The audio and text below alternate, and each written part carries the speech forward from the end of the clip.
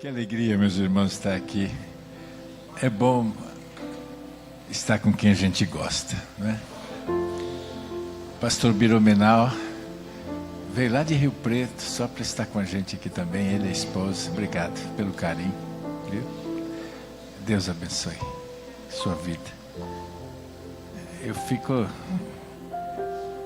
me sinto muito pequeno perto de vocês.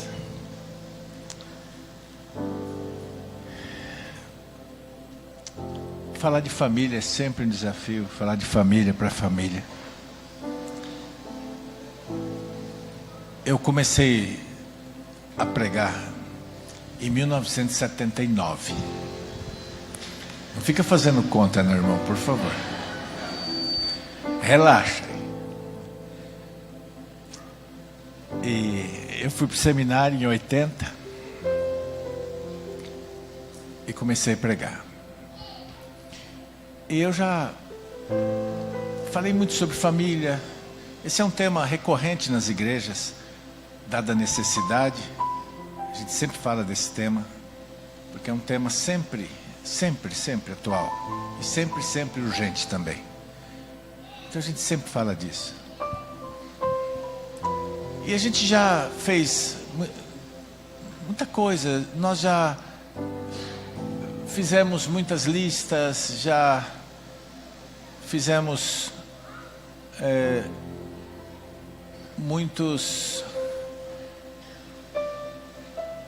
projetos para a família viver melhor, para dar certo.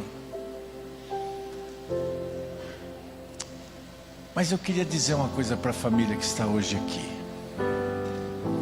É uma coisa que eu aprendi, que eu discerni. Existem momentos, irmãos, que são muito difíceis para uma família. E nós estamos passando por esse momento. Nunca foi fácil viver em família. Eu vinha dizendo para minha esposa, ela é a mais velha de mais 4. Ela e 4 irmãos. Eu dizia para ela, falei, meu bem, que benção. Foi porque nossos filhos, a minha filha tem 22 e meu filho tem 9. Então, criamos praticamente os dois como se fossem únicos. Ela com 13, né, já mais independente, aí ele chegou e já foi criado quase que como únicos os dois. Eu disse para ela, antigamente as famílias eram grandes e a família era a grande escola da vida. Porque dentro da família você tinha que sobreviver. Se você sobrevivesse à família, você sobrevivia a tudo. Porque na família você aprendia a bater, a apanhar, a esconder o que você gosta, porque senão os outros iam comer. Você aprendia de tudo na família. Como enganar, como mentir, né? Como ter que confessar a verdade. Bom, a gente aprendia tudo na família. Mas hoje as famílias são diferentes. Hoje as pessoas não passam mais por esse estágio da família. Hoje é um filho, quando muito 2. E os nossos filhos crescem assim, sem ter ninguém com quem competir, ninguém com quem brigar, ninguém com quem dividir as coisas. Aquela lata de leite condensado, que eu não sei quantos aqui já tiveram que dividir com algum irmão. Alguns nem sabem o que é isso. Mas os que têm família grande aqui sabem o que é. Tem que pegar uma lata de leite condensado e esconder para ir bebendo aos pouquinhos, porque senão... Então, nós somos uma geração diferente. Mas eu queria dizer uma coisa para vocês hoje. A Bíblia diz assim: todo aquele que invocar o nome do Senhor será salvo. A família que invocar o nome do Senhor será salva. Amém? O apóstolo Paulo escreveu isso. Isso está na carta que ele escreve aos Romanos, capítulo 10, verso 13. Porque todo aquele que invocar o nome do Senhor será salvo. Mas como é que isso começou? Qual é a origem disso? É disso que eu quero falar um pouquinho com vocês. Nós vamos olhar um pouquinho para as famílias, mas para a gente olhar para as nossas famílias, nós precisamos olhar para a primeira família, para a família de Adão e Eva, a nossa primeira família. Vamos olhar para eles. Eu queria que você abrisse sua Bíblia, por favor, no livro do Gênesis, capítulo de número 4.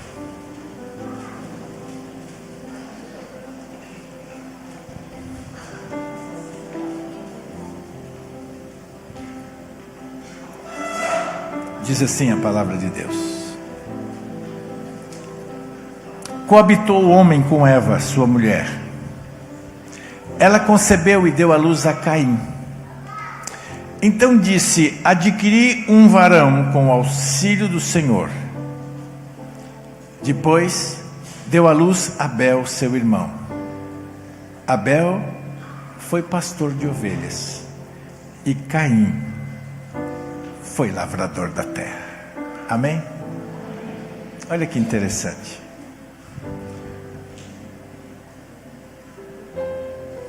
Adão e Eva tiveram aqui, o texto fala de 2 filhos homens. Eles já tinham tido outras filhas, mas homem ainda não tinha nascido nenhum.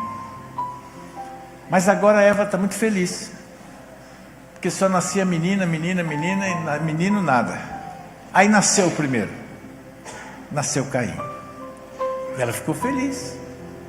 Não é? Porque quantas mães aqui já... Eu tenho um caso de um pastor, meu amigo, que ele teve 5 homens e esperou a 6ª filha e veio o 6º homem. Aí ele desistiu, falou: não vai ficar só homem aqui em casa.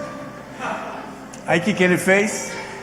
Mudou para os Estados Unidos, porque ele disse: para estudar 6 homens aqui não vai dar. Ele foi para lá. Hoje ele é pastor lá e ele educou os filhos lá nos Estados Unidos, porque não veio a menina que ele tanto queria. Aqui é um pouquinho diferente, porque Eva tinha filhas já, várias, mas filho não tinha nenhum. Aí veio Caim.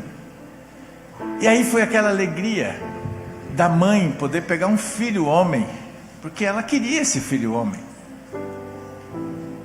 E passado um tempo, veio outro filho homem.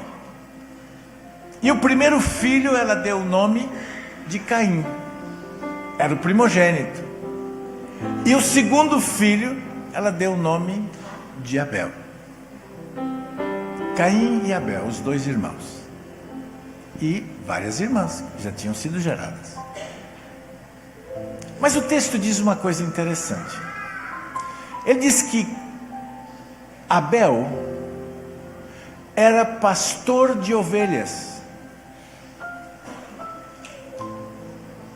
e Caim era lavrador da terra.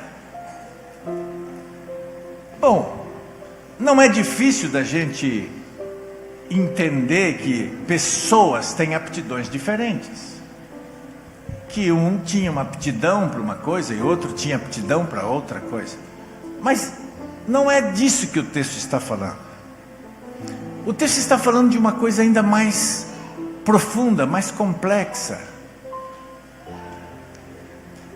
Ele era criador de ovelhas. Mas pensa bem, por que Caim por que Abel criaria ovelhas? Não se comia carne naquele tempo. Eu queria que você visse no capítulo 1 comigo,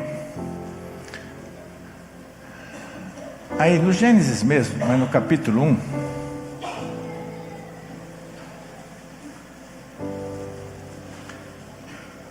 mais para o final.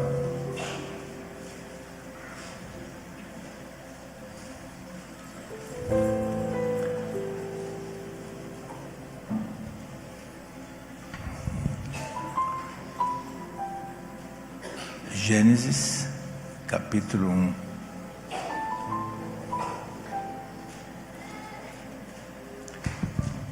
Desculpa, irmãos, para mim enxergar às vezes é complicado. 29.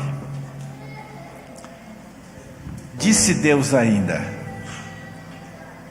eis que vos tenho dado todas as ervas que dão semente e se acham na superfície de toda a terra, e todas as árvores em que há fruto que dê semente, isso vos será para mantimento. Olha que interessante. O texto está dizendo que Deus deu para Adão e os seus filhos as frutas e as sementes para eles comerem. Deus não deu carne para eles comerem.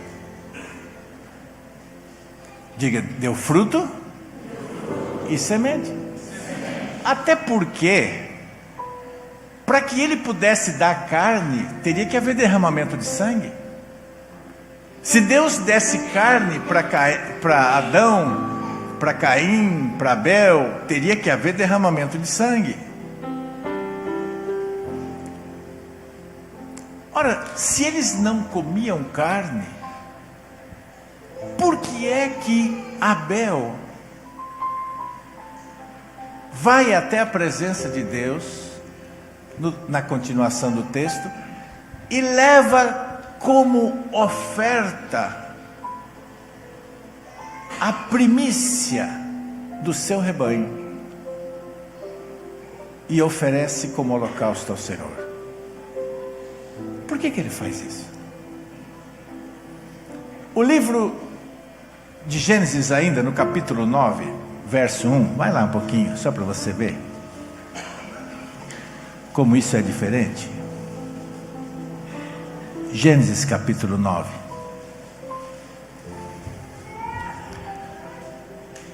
Eu vou ler para os irmãos a partir do verso 3. Aqui nós estamos falando de Noé, amém? A arca já pousou e eles já estão repovoando a terra. Aí Deus diz assim: tudo que se move e vive ser-vos-á por alimento, como vos dei a erva verde, tudo vos dou agora. Amém? Então, olha o que ele está dizendo: eu agora estou autorizando vocês comerem de tudo que se move. Assim como antes eu dei para vocês a erva para vocês comerem e as sementes e as frutas, agora eu estou dando para vocês também tudo que se move. Então agora vocês podem comer carne. Mas até então eles não tinham essa autorização para comer carne. Amém? Mas a gente volta ao nosso questionamento. Então por que esse camarada cria ovelha? Não é possível que ele crie para o leite, mas não me parece que se bebia leite também, uma vez que eles comiam da fruta. Talvez por uma outra coisa, pela roupa.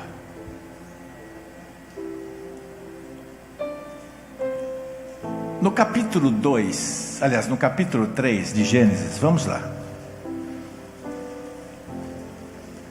No capítulo 3 de Gênesis, os últimos versos, verso 21, diz assim: fez o Senhor Deus vestimenta de peles para Adão e sua mulher, e os vestiu. Bom, aqui tem um elemento novo. Depois do pecado de Adão, Deus fez, foi Deus que fez roupa de pele para eles e os cobriu. Isso é muito interessante. Deixa eu viajar com os irmãos um pouquinho aqui. Porque, em geral, a gente raciocina pouco, a gente pensa pouco. Então vamos tentar pensar juntos aqui. Abel e Caim são os dois filhos de Adão e Eva, os dois homens. Eu fico pensando sobre o que eles conversavam. Você já parou para pensar como é que essa família se reunia e sobre o que eles falavam? Por exemplo, quando você se reúne com a sua família, sobre o que vocês falam? Agora, tira disso que vocês falam algumas coisas que eles não tinham. Por exemplo, televisão, moda, não é? Vizinho, time de futebol. Sobre o que é que nós conversamos?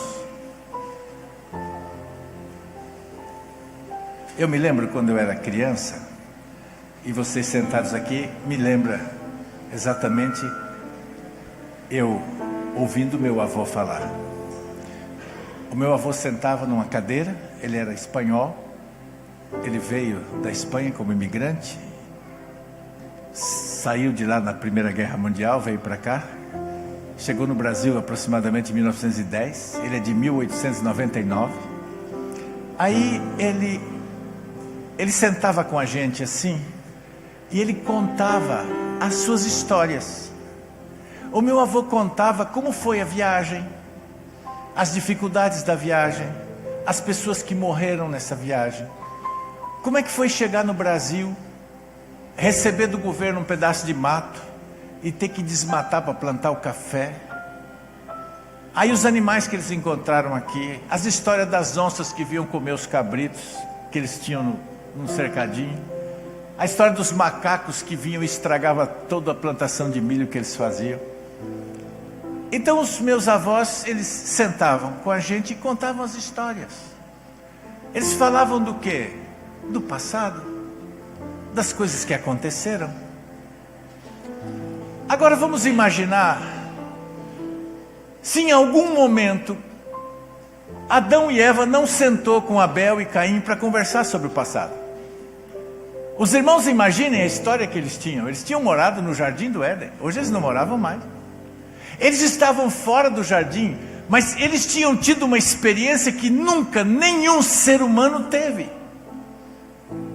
Eles viveram num jardim. Os irmãos, imaginem a vontade deles de poder contar isso para os filhos. Em algum momento, eu não tenho dúvida disso, isso não está na Bíblia, mas a gente não precisa forçar a interpretação para entender isso. Em algum momento, Adão chamou seus filhos e falou: olha, filho, você está vendo tudo isso aqui? Aquele mato ali, aquela tiririca, não tinha nada disso aqui. Nós vivíamos bem aqui. Isso aqui, nós vivíamos num jardim, era bem ali na frente, ó, era para aquele lado de lá, ó. Era um lugar encantado. Nós tínhamos de tudo. Vivíamos eu e sua mãe. Nós comíamos das frutas, não tinha praga, não tinha doença, não tinha bicho, não tinha mosca. Não tinha nada disso. E a gente vivia super bem. Mas a sua mãe, que gosta muito de conversar, fez amizade com a tal de serpente. Ficou com ela para cima e para baixo. Saíam juntas. E nessa amizade, Deus tinha dito: não comam da árvore do bem e do mal. E a sua mãe foi lá e comeu e me trouxe. E eu não estava assim num dia muito legal, você estava meio distraído. Comi também. E agora, por causa da sua mãe, olha aqui onde é que nós estamos. Agora nós estamos aqui, ó, tendo que capinar, matar os mosquitos. Agora a gente está enfrentando todas as dificuldades. Tem espinho, tem tudo. E sabe, filho, o que aconteceu naquele dia? Essa é a versão masculina, tá bom, irmãos? Depois, quando uma pregadora vier aqui, vocês estão livres, vocês podem dar a versão feminina, não tem nenhum problema. Viu, pastora Ana? Então ela falou assim, mas sabe, quando isso aconteceu, nós fomos e a gente descobriu que estava nu. E aí eu fiz para mim e para sua mãe, nós fizemos uma tanguinha, uma roupinha de folha de figueira. Então Adão já foi estilista logo de cara, né? Logo de saída, ele e Eva. E ela fez, a Bíblia diz isso literalmente, que eles coseram, ou seja, costuraram. Eles não eram tão primitivos assim como a gente pensa. Eles costuraram para eles uma tanguinha de folha de figueira, para tampar o que eles achavam que estava nu. Mas o que acontece com a folha de figueira? Uma folha de figueira, depois de um dia, dois, para quem conhece figueira sabe que ela murcha. E ela começa a enrolar, e enxugar e secar. Aí o que você tem que fazer? Outra. Você tem que pegar outra folha e fazer. É isso que a Bíblia chama de autojustificação. Diga, autojustificação. Ou seja, é a nossa tentativa de justificar o nosso próprio pecado. Nunca funciona. As nossas justificativas, elas sempre precisarão de uma outra. Então, a justificativa de hoje já não serve para amanhã. Amanhã eu tenho que ter outra, e depois de amanhã eu tenho que ter outra, e assim por diante. Isso se chama autojustificação. Mas o texto está dizendo que Deus foi lá e fez para eles uma roupa, um casaco de couro de animal. E isso é diferente porque um animal precisou morrer, aí sim houve derramamento de sangue, e do couro desse animal fez-se uma justificação definitiva. Você está entendendo o que eu estou dizendo? Porque aquele couro, um casaco de couro, esse aqui não é de couro, o do pastor é. Eu tenho um casaco de couro, irmão, está comigo há 30 anos. Parece que eu comprei ontem. Não acaba. Dura. Se você tiver o mínimo cuidado, ele vai durar muitos anos. É muito diferente de uma folha de figueira. Por quê? Porque é suficiente. Quando Deus pegou aquele animal e o matou, Deus estava nos dando Jesus naquele dia. Você está entendendo? Porque a nossa autojustificação não era suficiente para cobrir a nossa nudez. Nós precisávamos de uma outra coisa. Para que isso fosse possível, para que aquilo que nos cobrisse fosse suficiente, era necessário que um animal morresse, porque não tinha nada ali, nada que pudesse ser suficientemente durável. Então tinha que ser o couro de um animal. Matou-se um animal e fez-se a roupa, e eles se cobriram. Tudo indica, a partir disso, que aconteceu ali naquele dia alguma coisa diferente. É possível que Adão tenha assistido esse ato. Talvez Adão tenha assistido Deus matar esse animal, tomar para si a carne, porque os irmãos lembram como era o sacrifício? O sacrifício, a carne era queimada no altar, e a carne era oferecida ao Senhor. Eles não comiam carne, então a carne não podia ser deixada lá para apodrecer. O animal que foi morto precisou ser queimado, Então foi queimada a carne e foi feita a roupa.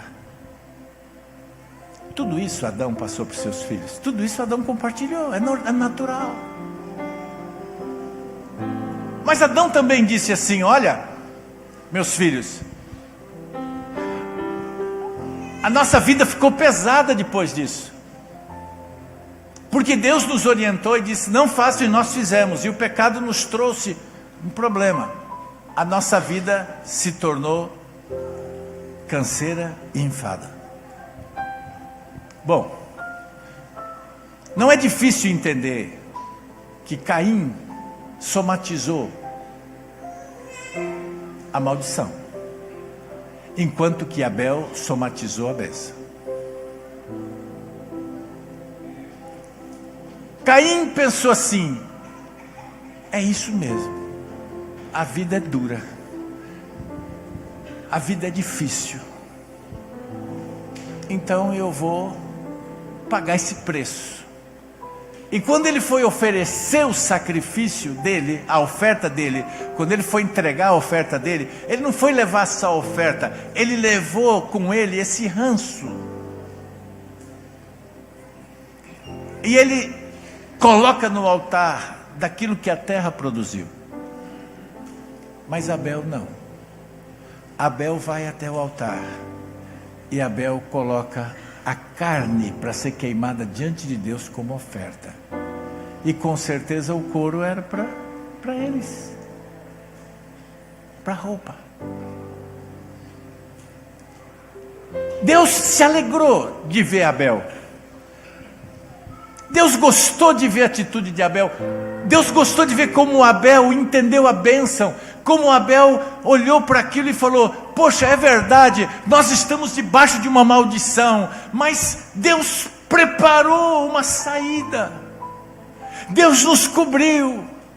Aleluia. E havia no coração de Abel uma gratidão que a gente não entende de onde veio isso, porque o livro de Hebreus diz que o sangue de Abel, esse sacrifício que foi entregue lá, ainda fala até os dias de hoje diante de Deus.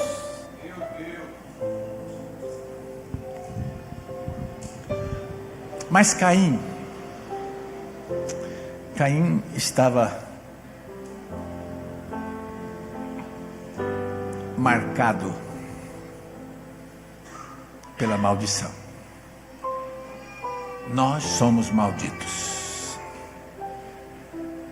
Nós não prestamos, nós somos ruins. Talvez, olha o que vocês nos legaram, olha o que vocês fizeram com a gente, olha o que vocês nos deixaram. A gente não sabe, mas não é difícil de imaginar que isso seja possível. Mas na sequência, é aí que eu quero chegar. O capítulo 4.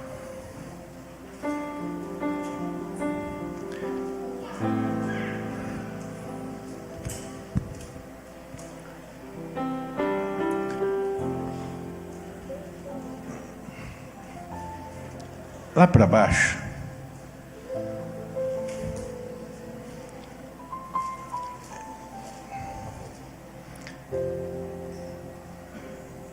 eu vou pegar do verso 9, que diz assim: disse o Senhor a Caim: onde está Abel, teu irmão?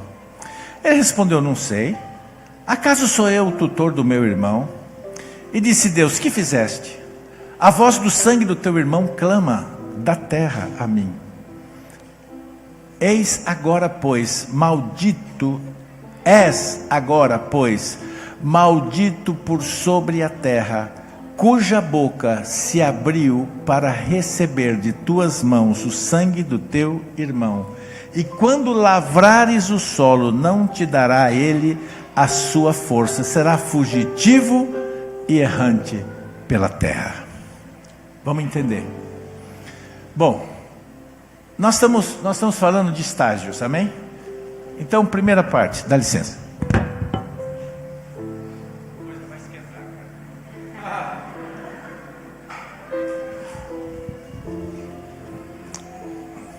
Irmão, se você entender isso aqui, você vai entender muita coisa.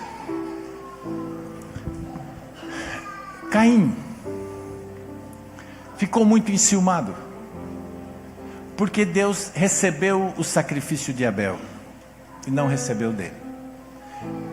Então, tomado desse ciúme, ele mata o seu irmão. E agora acontece uma coisa terrível: ele é colocado fora da presença de Deus. Diga, fora da presença de Deus. Então vamos entender o processo. Primeiro, eles estavam todos no jardim do Éden, amém? Adão e Eva. Eles tiveram filho no jardim? A Bíblia não diz.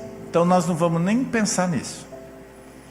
Se tinha algumas filhas que tinham nascido lá, não vamos pensar nisso, porque a Bíblia não fala, a gente não vai ficar conjecturando tanto assim. Ok? Tem coisa que a gente pode conjecturar, tem coisa que não adianta, a gente perde tempo. Segunda coisa, quando eles pecaram, eles foram colocados fora do jardim, certo? Mas eles perderam a presença de Deus? Não totalmente. Eles perderam em parte. Porque eles tinham um nível da presença de Deus que eles nunca mais tiveram. Mas eles não perderam totalmente a presença de Deus. Deus ainda ia receber o sacrifício, sim ou não? Tanto é que Abel ofereceu o sacrifício e ele recebeu. Então ainda havia manifestação da presença de Deus ali. Mas agora, quando Caim mata o seu irmão, Deus diz assim: fora da minha presença. E eu vou dar uma ordem à terra agora, e você vai ser fugitivo na terra, ou seja, você vai ser um nômade, um vagueante, você vai ficar vagueando pela terra.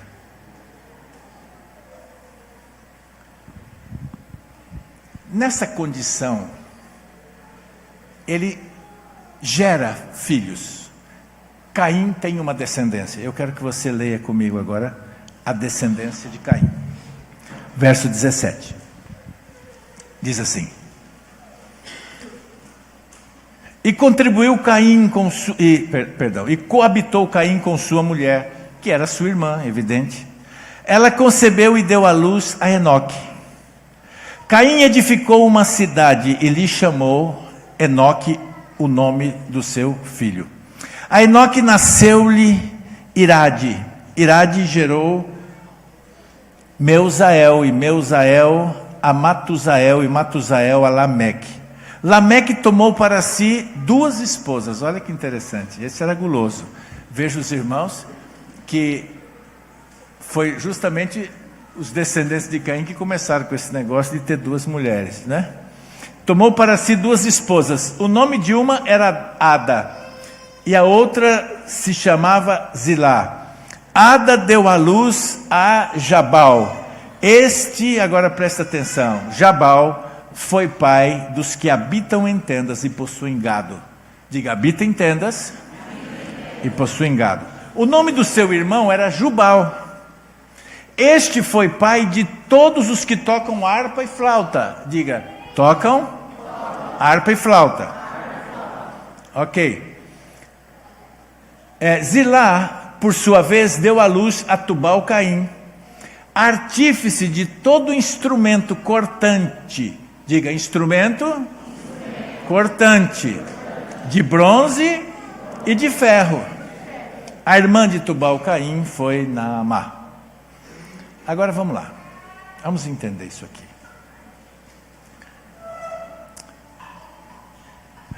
Caim foi colocado fora da presença de Deus, amém? Ele está fora da presença. Fora da presença de Deus, Caim tem necessidades. Caim tem níveis de preocupação. Caim tem problemas. Caim é uma família. Caim tem uma família. Caim tem descendentes. Caim tem filhos. E essa família tem problemas. Só que o maior de todos os problemas dessa família é que essa família está fora da presença de Deus. E uma família fora da presença de Deus, ela desenvolve algumas patologias, algumas doenças. Então elas desenvolvem algumas coisas que nós conhecemos muito bem, como por exemplo a ansiedade. Vocês se lembram de Jesus ele chama os seus discípulos e diz assim para eles: não andeis ansiosos quanto a esta vida, pelo que haveis de comer, de beber e de vestir. Olhai para as aves dos céus, não semeiam, não cegam ou não colhem, nem guardam em celeiros, porém vosso Pai Celestial bem as alimenta. Olhai para os lírios do campo, nem Salomão em toda a sua glória se vestiu como um deles. Não tendes vós mais valor do que eles? Homens de pouca fé, buscai primeiro o reino de Deus e a sua justiça, e as demais coisas vos serão acrescentadas. Não vos inquieteis, pois, pelo dia de amanhã, porque o dia de amanhã cuidará de si mesmo, basta cada dia o seu mal. Não foi isso que Jesus ensinou? Mas presta atenção que esses homens que estão fora da presença de Deus, eles estão desenvolvendo algumas patologias. A primeira delas é essa: diz que esses homens, descendentes de Caim, são os primeiros a buscar essa proteção. Eles vão habitar em tendas e eles vão criar animal. A gente não sabe se eles comiam carne. É possível que eles comessem. Você vai dizer assim: ah, mas Deus não deu para eles comerem. Esses homens já estão fora da presença de Deus. Eles estão fazendo o que eles acham que devem e que querem fazer. Eles já não têm mais relacionamento com Deus nenhum. Eles podem estar comendo tranquilamente, e pode não estar, mas o que a gente entende é que isso revela uma preocupação deles. O que eu entendo aqui? Que esses homens fora da presença de Deus, eles estão preocupados em ter provisão, em já fazer a poupança deles, né? E começar a guardar, e começar a multiplicar o que tem. E isso nasce de uma ansiedade. Os irmãos sabiam que muita gente guarda por ansiedade? Os irmãos sabiam que a única coisa que justifica você guardar dinheiro, que é diferente de investir dinheiro, amém? Diga: guardar dinheiro é uma coisa, e investir dinheiro é outra coisa. Dinheiro não é para guardar, dinheiro é para investir. Então que Deus te dê muito dinheiro para você investir, mas que você não pense em guardar, porque esse é o grande problema. Quando a gente guarda, a gente estraga uma cadeia que Deus estabeleceu, onde todo mundo é beneficiado por ela. Mas esses homens mostram uma preocupação em ter provisão. Eles não querem pensar no dia de amanhã. Amanhã a gente vai ter que sair, vai ter que buscar comida, vai ter que buscar caça, vai ter que fazer... Não, nós vamos já providenciar aqui. É o uso da inteligência. Está errado? Não, mas é motivado por quê isso aí? É motivado por uma ansiedade, por uma preocupação. Aí fica errado. Mas eles também são pais de todo aquele que toca harpa e flauta. Olha que interessante. Que quem começou a tocar harpa e flauta não foi o rei Davi. Quem começou a usar instrumento musical foram homens que estavam fora da presença de Deus. Como é possível isso? Há muitos estudos sobre Satanás como aquele que era músico, né?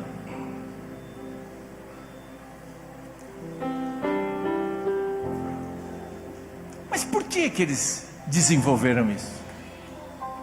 Por que eles desenvolveram esses homens fora da presença de Deus? Por que eles desenvolveram instrumentos musicais? Para trazer o quê? Alegria. Irmãos, a música traz alegria, sim ou não? Claro que traz. Vai para o carnaval, tem tristeza no carnaval? Tem depois, quando termina. Mas durante o carnaval, você não vê ninguém chorando. É todo mundo rindo, todo mundo dançando, balançando, gritando. E a música faz isso. A música tem esse poder de trazer alegria. Só que na vida do crente, o que traz alegria para mim e para você não é instrumento musical, é a presença dele. É por isso que a Bíblia diz assim: a presença, ou seja, a alegria do Senhor é a nossa força. A alegria é nele. Eu me alegro nele, e isso se torna força em mim. Irmão, se quer ver uma coisa, por exemplo, a gente quer os instrumentos. É benção o instrumento, glória a Deus. Davi tocava instrumento. Mas se tirar o instrumento e a alegria da igreja acabar, então tem alguma coisa errada. Porque a nossa alegria não é movida por instrumento. O instrumento só nos ajuda, mas a nossa alegria não é movida. A gente pode entrar aqui e não tem instrumento nenhum. Esses dias eu estava assistindo um culto na África, irmão, sem instrumento nenhum. E eu disse: meu Deus, eu queria ter essa alegria na minha igreja. Não tinha um instrumento, mas tinha tanta alegria naquele povo dançando e cantando e adorando a Deus. É uma alegria natural, que independe. Mas é interessante que o homem fora da presença de Deus, por que o homem fora da presença de Deus está sempre nas baladas, sempre no carnaval, sempre nessas festas, é nos rodeios, em tudo isso? Por que os homens fora da presença de Deus sempre estão buscando essas coisas? Porque o homem não vive sem alegria. O homem precisa disso. E se você tirar isso dele, ele começa a entrar num estado de depressão. Ele precisa de alegria.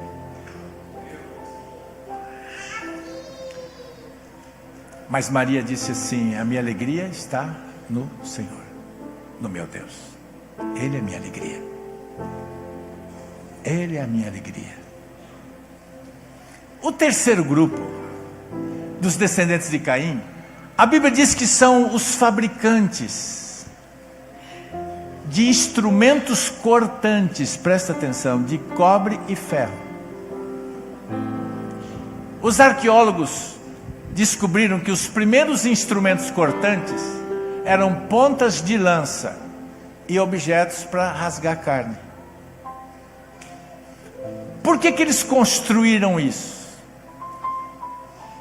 Para cortar a carne ou para cortar o couro daqueles animais, e também para se defenderem dos predadores, porque haviam muitos predadores, haviam muitos animais naquele tempo perigosos, e eles usavam essas armas, essas pontas de lança, para se defenderem desses animais. Eles usavam isso por segurança. Amém? Você entende isso? Irmãos, deixa eu te explicar, presta atenção, eu não quero ser muito longo, é que como eu viajei 700 quilômetros, a gente prega por quilômetro rodado, entendeu? Então eu tenho que estender um pouco aqui, é o meu acordo com o pastor Diego. Mas entenda o seguinte, existe uma família que está fora da presença de Deus. O que essa família está fazendo? Essa família está buscando soluções humanas para os problemas deles. Eles têm problemas, preocupações, medos, e eles estão tomando providências. A primeira providência é: vamos nos cercar aqui, vamos encher tudo aqui, vamos fazer uma poupança grande, vamos guardar dinheiro, vamos fazer não sei o que lá. Aí vem o outro e fala assim: nós vamos nos alegrar aí, o que a gente podia fazer? Então um começa a batucar aí, sei lá, e outro pega uma harpa, outro pega a flauta, começa a soprar um canudo e sai um som, e daqui a pouco vem uma, começa a dançar, pronto, a alegria está feita. Passou aquilo, a alegria passa. Mas eles estão buscando, dando soluções. O homem é o mesmo, o homem continua tendo as mesmas necessidades, e ele está buscando problemas, mas agora eles estão cercados de animais, de predadores, eles precisam de defesa. E eles constroem armas para se defenderem, lanças. Alguns anos atrás eu vivi uma experiência interessante. Eu fui morar em São Paulo, eu saí de São Bernardo do Campo e fui morar em São Paulo. Eu tinha uma Opala. Irmãos, eu tinha uma Opala 86, pastor. Pensa num carro. Alguns aqui nem eram nascidos em 86, mas deixa eu te contar.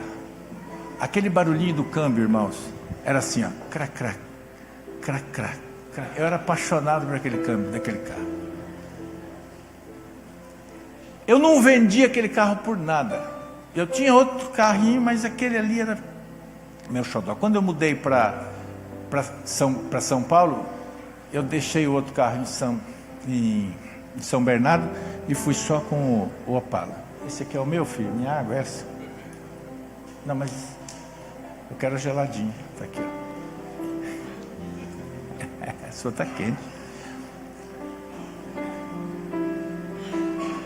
Aí eu fui com aquele Opala.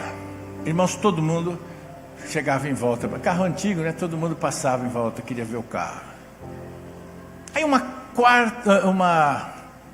um sábado de manhã, eu fui comprar uma coisinha num armazém, parei o carro, comprei. Quando eu voltei, cadê meu carro? Tinham roubado meu carro. Eu falei, não é possível. Roubaram meu Opalão, meu cracrá. Aí eu fiquei triste. Aí um pastor, meu amigo, pastor Otoniel, que já é falecido, ele me ligou e falou, Solé, vem aqui em casa, vem pra cá, vem almoçar comigo, vamos mandar essa tristeza embora e não sei o quê. Eu falei, você tem flauta aí e harpa? Vamos, então vamos. Fui pra casa dele e nós ficamos lá a tarde toda, né? Foi bom, é bom quando você tem um amigo, né? Então aquilo lá passou, me senti melhor.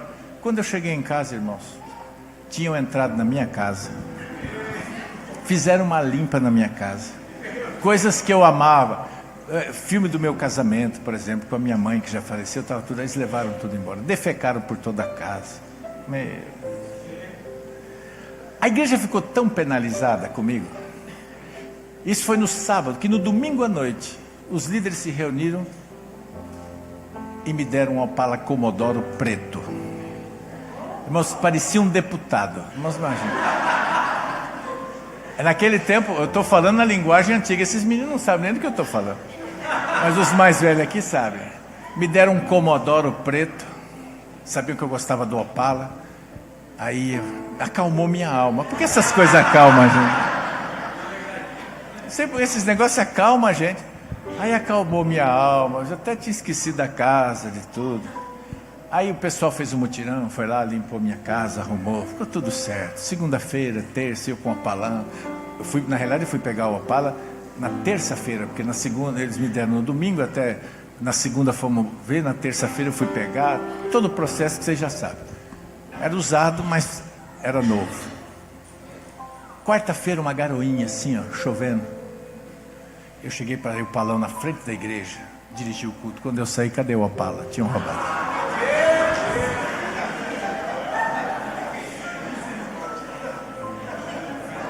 Aí eu pensei, eu olhei para minha mulher e falei, vou comprar um revólver.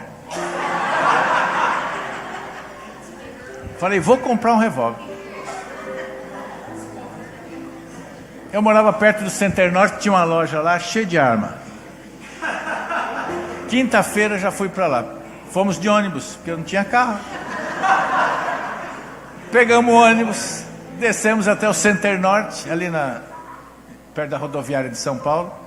E eu fui olhar, peguei um monte de revólver na mão, 7,65. Naquele tempo não tinha 9mm, 7,65 e tal e tal. Aí o cara falou, essa aqui é boa, mas tem esse... É muito rápido, essa daqui é, mas esse aqui é o 38, tal. Aí eu me lembrei que eu tinha na igreja uma irmã cujo marido não era crente, mas ele era dono de um stander de tiros, porque ele treinava pessoas para o Banco Itaú. Eu falei, eu vou buscar uma consultoria. Vou pegar um cara que entende, para ele me explicar, aí eu compro a arma certa e eu vou lá no stander dele aprender, vou dar uns tiros. A minha mulher falou, bem, mas você vai matar alguém? Eu falei, não, bem, eu vou dar uns pipocos aqui para todo lado. Eu quebro esses vidros tudo aqui, os caras vão embora.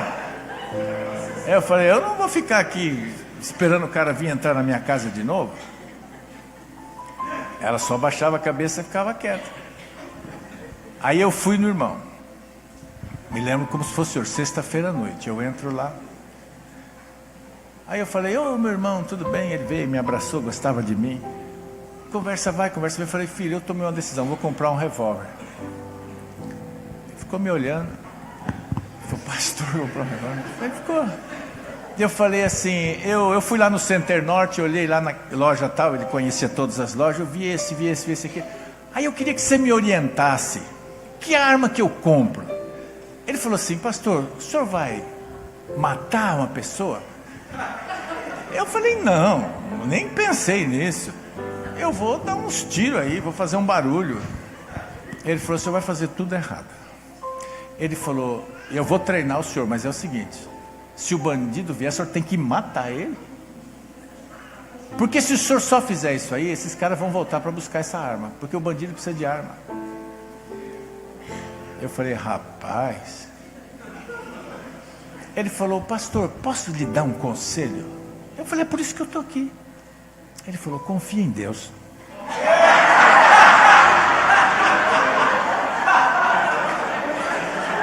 Dê um forte aplauso à senhora.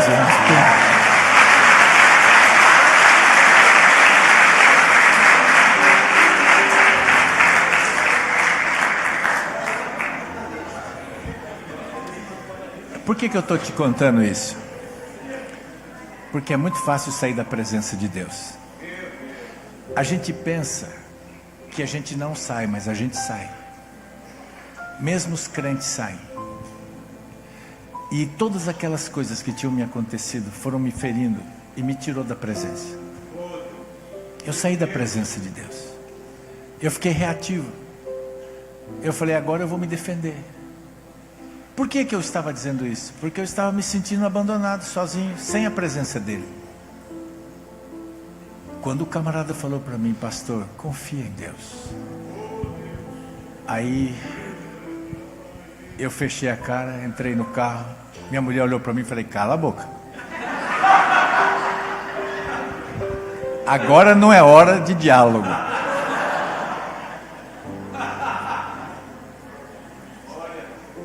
Que a mulher gosta de falar nessa hora, não sei se você já percebeu. Falei, agora não.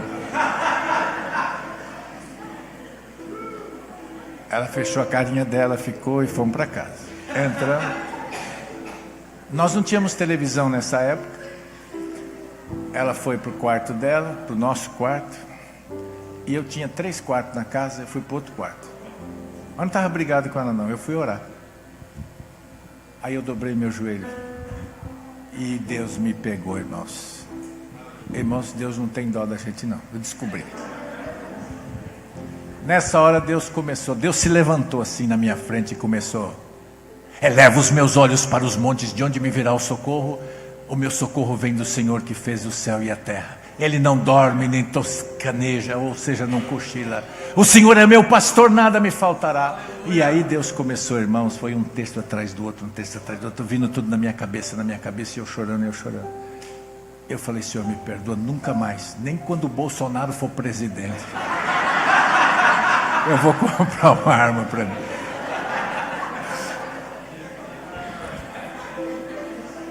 E não vou comprar, viu, irmão? Tenho muita vontade, mas não vou comprar. O que eu estou querendo te dizer? Eu estou querendo dizer para você que quando você está fora da presença de Deus, quando a família está fora da presença de Deus, ela vai tomando providências, ela vai dando as soluções dela. Mas eu queria que você prestasse atenção, eu estou encerrando. Como é que essa história termina? Porque nós temos aqui a outra descendência. Veja só. O verso 25 diz assim: tornou Adão a coabitar com sua mulher. Lembra que não tinha televisão? Tornou Adão a coabitar com sua mulher, e ela deu à luz a um filho, a quem pôs o nome de Sete, porque disse ela: Deus me concedeu outro descendente no lugar de Abel, que Caim matou. A Sete nasceu-lhe também um filho, ao qual pôs o nome de Enos. Daí se começou a invocar o nome do Senhor. Deixa eu te explicar isso aqui. Nasceu a mãe, lembra que Eva estava feliz? Que tinha nascido 2 homens. Mas os dois, um foi tirado fora da presença de Deus e o outro estava morto. Mas nasceu um terceiro filho. E ela pôs nele o nome de Sete, que significa substituição. E Sete, com certeza, ouviu todas as histórias, evidente, as mesmas histórias que Adão contou para Abel e Caim, também contou para Sete. Então Sete, diante daquela situação de fragilidade, ele pegou e gerou um filho e colocou no filho o nome. O nome do filho era Enos. Diga, Enos. Sabe o que significa Enos? Enos significa aquele que é frágil. Diga, aquele que é frágil. Sabe o que aconteceu com Sete, irmãos? Essa descendência de Sete, que foi a descendência que ficou na presença de Deus, que é a descendência de onde vem Noé e vem Jesus. Eles entenderam a mesma coisa que Caim entendeu, que eles eram frágeis, que eles estavam expostos, que eles corriam perigos, porque eles também estavam vivendo as mesmas circunstâncias dos outros. Embora um tivesse na presença de Deus e outro fora, os perigos eram para os dois, as dificuldades eram para os dois, o mato crescia para os dois, amém? Tudo era para os dois. Os animais do campo estavam ali para atacar os dois, mas olha como eles agiram diferente. Os que estavam fora da presença de Deus foram dando as suas soluções, foram guardando, foram juntando, foram criando formas de se alegrar sem ser no Senhor, foram se defendendo com o revólver. Mas os que estavam na presença de Deus, eles deram as mãos, a família se reuniu e disse: nós somos frágeis. E o que a gente faz? Vamos comprar um revólver? Não. Vamos invocar o nome do Senhor. E a Bíblia diz que foi aí. Eles foram os primeiros. Foi nesse tempo que o nome do Senhor começou a ser invocado. E aí, meus irmãos, vem o apóstolo Paulo. Pedro já tinha pregado sobre isso.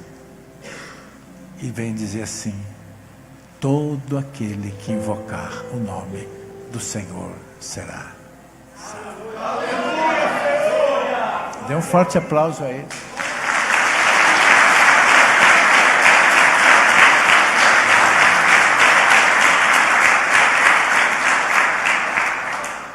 O que eu posso dizer para a família de hoje? Procuram um terapeuta da família? Pode ajudar? Pode. Tem muitas soluções humanas para os problemas. Mas eu acho que se você se juntar com seu marido e seus filhos, e vocês derem as mãos, e vocês dobrarem os joelhos e disserem: Senhor, nos ajuda. Ajuda a nossa família a sair dessa situação. Se a esposa disser: Senhor, me ajuda a amar o meu marido. Porque, irmãos, o amor é de Deus. Amor é dádiva. Porque Ele é amor. O amor não é uma coisa que a gente adquire do nosso jeito. Amor é uma coisa que Deus põe em nós. Por isso, se tem alguém que você não gosta, você comece a orar e fala: Senhor, me ensina a amar essa pessoa. E Deus vai gerar esse amor em você. Então diga: Senhor, me ensina a amar a minha esposa, me ensina a amar o meu marido, até minha sogra. Tem misericórdia. Essa é a oração mais longa, viu, irmão? Essa aí é mais difícil. Essa você vai ter que ajoelhar, né, e fazer uma oração. Um jejumzinho vai ajudar, tudo bem, mas vai dar certo. O mais importante é você invocar o nome do Senhor. E se você fizer isso, Vai dar tudo certo. Diga, vai dar tudo certo. Então eu queria te desafiar agora, para a gente encerrar o culto essa noite. Eu sei que o espaço físico não ajuda muito, mas se você puder dobrar o seu joelho onde você está, para orar, espera um pouquinho, irmãos, eu só vou dar o comando aqui para você entender. Dobrar o seu joelho para você orar pela sua família. Se você está perto do seu esposo, eu não queria criar muita bagunça. Gostoso seria se a gente pudesse, os filhos irem para perto dos pais, os casais, todo mundo dar as mãos, e a gente orar, não é? E a gente colocar isso como uma marca na nossa vida, sabendo que o que a gente precisa é das soluções dele. Ele tem soluções para os nossos problemas, amém? A gente não vai ficar criando solução humana e nem buscando essas soluções aí nos homens, nas tecnologias, nos coachings da vida. É nele que nós vamos buscar. Ele é o nosso coach, amém? Amém. Então, se você pode, se está fácil você orar com a sua família, assim, se não, não tem problema, porque a gente sabe da dificuldade. Mas a gente pode dobrar o joelho aí onde você está. Se você está sozinho como eu, dobre o joelho aí onde você está. Interceda pela sua família. Invoque o nome do Senhor por ela. Reconheça, diga: Senhor, nós somos frágeis, nós estamos expostos a tanta coisa. Diga assim: Senhor, eu sei que os meus filhos estão expostos. Os meus filhos vão para a universidade. Lá tem pessoas que o diabo colocou para oferecer cocaína para ele, maconha para ele. Lá tem moças que vivem debaixo de um padrão mundano, que querem marcar os nossos filhos com uma sexualidade ilícita.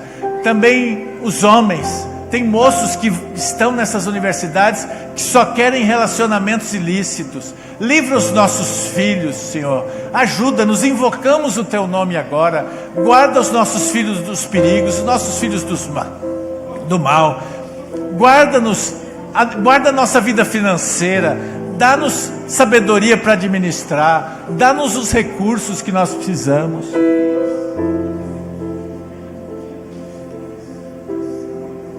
Se tem alguém desempregado na família, invoca o nome do Senhor. Diga: Senhor, nos dê. Irmão, aprenda isso. Hoje você está orando aqui, mas talvez o marido esteja desempregado. Reúne a família com esse marido, pelo amor de Deus. Reúne todo mundo, dá a mão, ajoelha e diz: Senhor, eu preciso da provisão para minha casa, para minha família. Invoca o nome dele.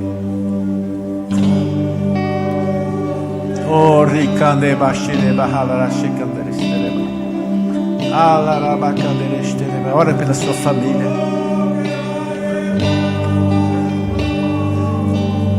Ora por ela, ora pelos seus filhos. Ora pelos seus pais. Ora pelo seu sogro, sua sogra. Em nome de Jesus.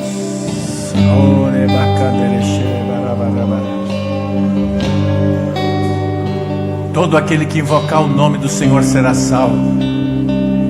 Isso não é uma palavra de efeito, isso é uma verdade. Deus ouve a nossa oração.